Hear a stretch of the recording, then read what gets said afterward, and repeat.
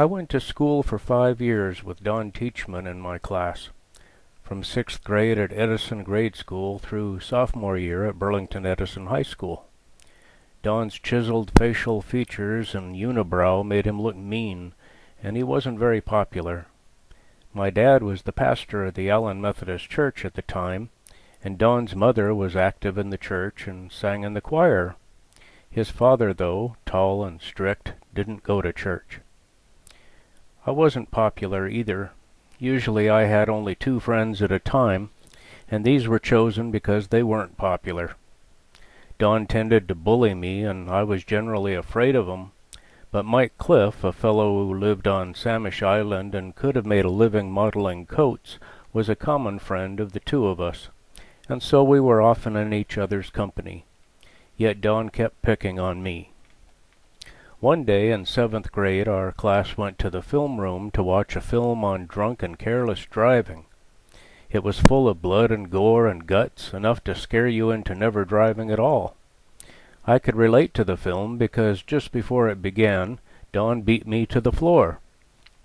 We had gone into the room and were sitting down on the folding chairs, and Don happened to have his feet up and sticking into the partially folded chair I chose to sit on.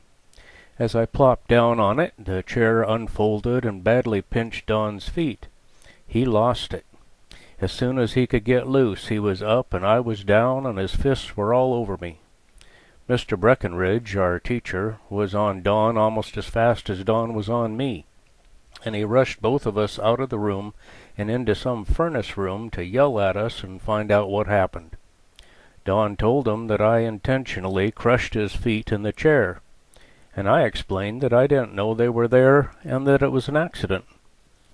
Mr. Breckenridge finally said that he believed me, tried to make some peace between us, and soon we were back in the room watching the blood and gore and guts. Once I actually visited Don at his home on Bow Hill.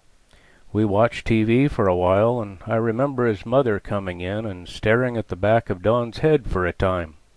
Then she reached up and put her hands on both sides of his head and turned it slightly, saying, "When you watch TV, Don, you don't look straight at it. You're always looking at it from an angle. Why is that?" She worried about his eyesight, or possibly something worse, in the brain.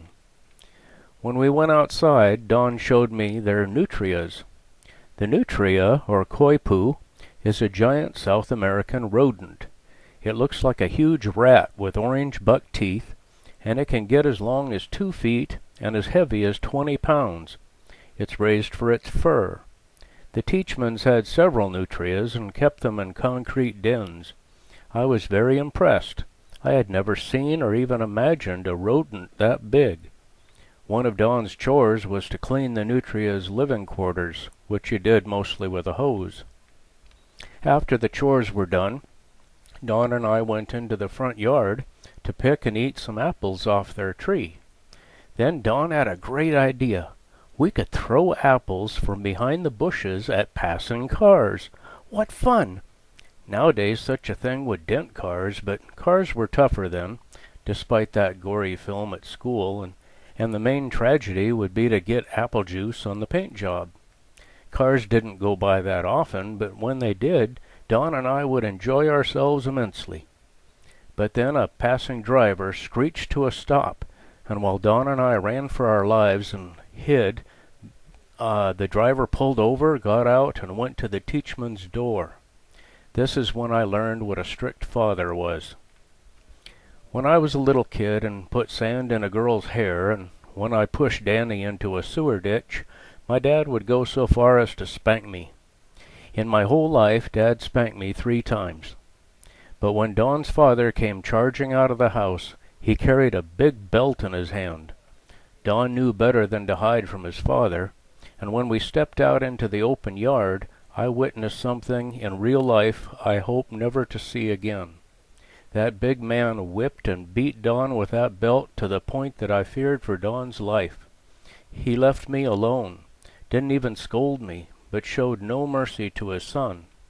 Don wasn't much fun that day after the beating, so I soon left and went home, after agreeing with him that his father was terrible. And home wasn't the only place Don was beaten. One day at school, he and I got into a thermos bottle fight in the cafeteria. The next thing we knew, we were sitting at our desks in Mr. Breckenridge's classroom. Only the three of us were there. Mr. Breckenridge took pride in his collection of paddles hanging on the wall, some even having holes in them to cut down on wind resistance, and he chose a fierce-looking one now. He then turned and said, "Don, come up here." Don obediently walked up to him. "Grab your ankles," said Mr. Breckenridge, and Don bent down and grabbed his ankles. The noise of that paddle slapping Don's rear was horrible and loud and made me wince. Don walked back to his desk, quietly crying, and then Mr. Breckenridge said, "Dale, come up here." I had never had a swat before. The palm of my dad's hand had been all that ever spanked me, 3 times. I couldn't believe that that big man was now intending to whack me with that board. I gripped onto my desk and said, not if I'm going to get that." Mr. Breckenridge had to pry me loose from the desk and literally drag me to the front of the classroom. Somehow he managed to get me into position, and he swatted me not with 1 but with 3 blows. I dropped to the floor and lay wriggling on my back, screaming and crying. By then Don had stopped crying, and he looked at me with a tired expression, as if to say, "This is what life is, kid." Through the years, Don and I had a love-hate sort of friendship. Sometimes we'd have fun together, sometimes he'd pick on me. We took PE in high school together, and both of us were good at wrestling. Don would always beat his opponent, though, using speed as his tactic. He would be like a mongoose with a cobra. It was amazing to watch. One day in the locker room, the two of us got into an argument that was building into a fight, and inevitably Don would win. I envisioned myself all bloody and tied naked to the bench with my own jockstrap, not to mention the broken glasses and dental damage. But then, just before his plan to hit me, Don said through his clenched teeth, "Buttlick." I had never heard that term before, and for some reason it struck me funny. "What did you say?" I asked. "Buttlick," he repeated, pausing, shrugging his shoulders a bit and giving me a peculiar look. It began in my belly and shook its way upwards until sprang out of my mouth as an uproarious laughter. "Buttlick!" I shouted, and laughed uncontrollably. I laughed so much that Don cracked a smile, and soon both of us were laughing. We didn't fight after all. We were laughing so hard we couldn't. And I don't think Don and I ever so much as argued after that. We were good friends.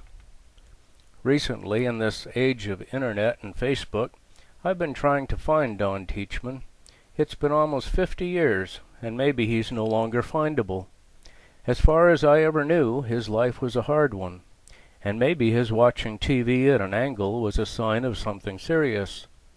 I wish I could find my old friend, and if I did, I could finally tell him that I knew his feet were in that folding chair. That's why I picked that chair to plop down on.